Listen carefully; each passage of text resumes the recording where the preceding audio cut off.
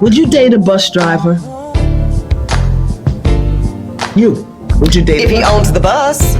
If he owns it. If he owns the bus, that's a problem. That's a problem. Welcome to the Dark Times channel. And before I get started, make sure you guys go ahead and hit that like button for me. And if you enjoy the content on this channel, make sure you subscribe as well. And so I want to chime in on a clip that I came across featuring Eboni Williams. And so Eboni K. Williams, who I actually happen to like and appreciate some of her commentary over the years. She's came out and said a lot of things that I've agreed with and some things that I haven't agreed with, which is fine. Everybody is entitled to their own opinion. But at the end of the day, she is somebody that has come across like she's for the people and she's for the community. And she was one of the first ones to publicly call out Chris Rock's new special and to call out Chris Rock's pandering and pretty much outright cooning in some of his material. I had a very interesting weekend. It started by me attending the Chris Rock show by myself. Okay. Chris Rock was so clearly shucking and jiving. Don't tell me that. He was so clearly curtailing his bits for white claps. It was just full on, unapologetically anti-black. Really? This black ass man was sitting in this auditorium. Basically what he said was, I'm black, but I'm not a... And he said it in front of a room full of white people. Right, and they were laughing their fucking asses off, Dustin. I left halfway. I was disappointed. I was hungry. Let me just take my black ass on to Checkers. I left there thinking he need to be slapped one more time. I didn't like the first slap. I thought it was just, whatever. But now I'm like, what shit? Where's Big Willie when you need him? And so I can definitely appreciate that. But Eboni K. Williams represents everything that is good with the so-called strong black woman. But then on the other hand, she also represents everything that has gone wrong with the so-called strong black woman. So Eboni K. Williams is somebody that has made a career trying to hold people accountable within the media, whether it be for their anti-blackness or whether it be for their, outright coonery. Even on Fox News, she was trying to do her thing. Well, appreciate it. So, Sheriff, what do you make of the fact that that the president has been invited? He's going to speak at the Civil Rights Museum, John, and we've got very famous civil rights, what would you call them? Icons that are decided not to be there. What do you think of that boycott? John who? John Lewis, he was bloodied on the Selma Bridge, Sheriff, when he was trying to protest voting rights and organizing sit-ins and a variety of things on behalf of the black community. Are you going to let me talk, Eboni? Oh, well, sir, I was just addressing your question. You asked who, so I was telling you a bit about John Lewis. But then on the other hand, like I said, because of the time period that she grew up in, I call it the single lady time frame, where there was a push to try to get so-called black women to get on board with this, I don't need a man, I can do bad all by myself. From now on, I'm gonna be my own best friend. Me, myself, and I, that's all I got in the end. I'll say there was a whole decade, a whole 10-year period where those kind of ideas were being pushed. And for the most part, they're still being pushed. And so she kind of falls under that. And so for somebody like Eboni Williams, it was probably relatively easy to kind of fall under that trap as far as not needing a man and I can do bad all by myself. It was probably relatively easy for her. Eboni Williams is somebody that grew up in a single parent household. She's somebody that was raised by her mother, somebody that never knew her father.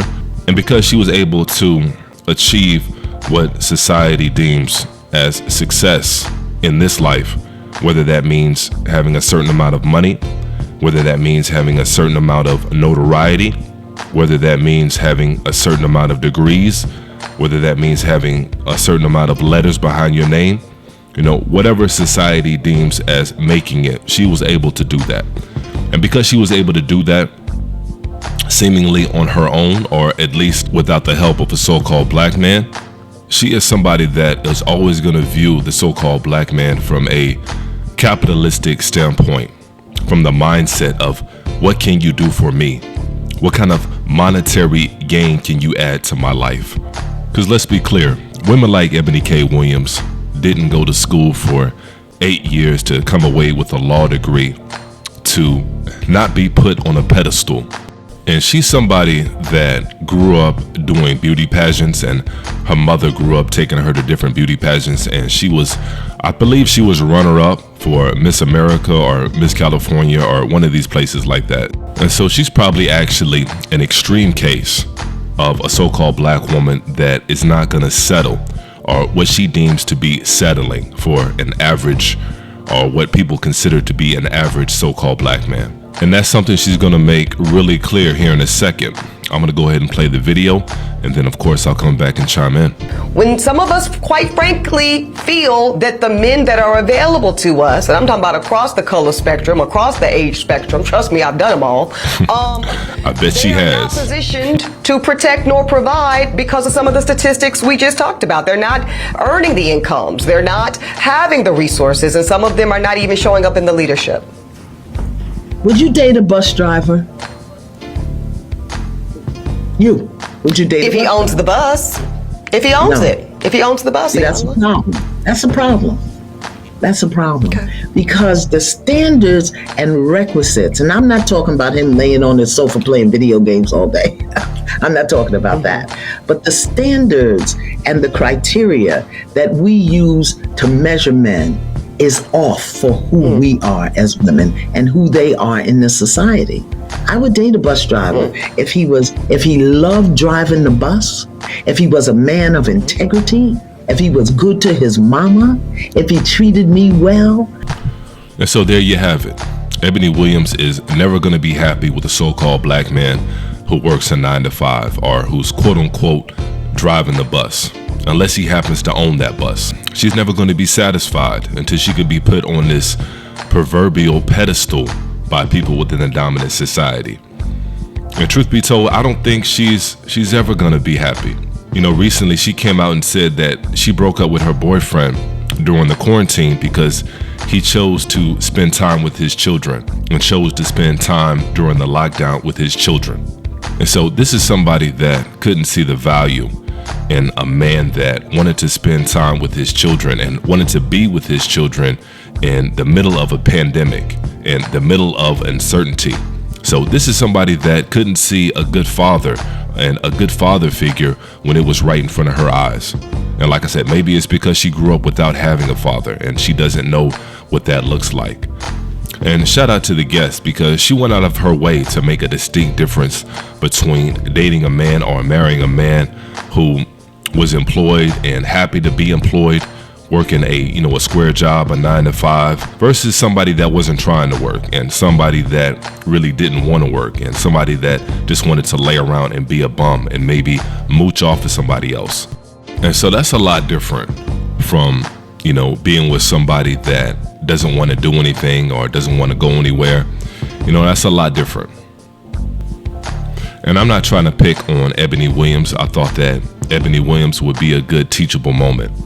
And this interaction between her and her guest would be a good learning lesson to a lot of women out there and a lot of men too. Because a lot of people, are falling for that trap and that carrot that they like to dangle in front of the so-called black man and woman, which is the power couple and the illusion of the so-called power couple. And the last time I checked, Sierra and Beyonce are still shaking their ass for cash. At the end of the day, that's what it comes down to. You can get an OnlyFans and shake your ass for cash right now and make a lot of money doing it. But when it comes down to it, it's people wanting approval from people within a dominant society. A real power couple doesn't have to have a woman out there objectifying herself every other day just to sell records, or objectifying herself on stage just to sell a record. And so they dangle these power couples in front of us and try to parade them around like they're somehow for the community. And their image is good for the community in any kind of way. And when we all know that, it's exactly the opposite. A real power couple is always going to be cognizant of their image, and they're going to understand how image works and how important image is. These are things that a real power couple would understand. And so a lot of women and men too think it's too late. When they come to a lot of these realizations, they think it's too late. And it's not. It's never too late. It's never too late to be what you want it to be, or it's never too late to start what you wanted to start.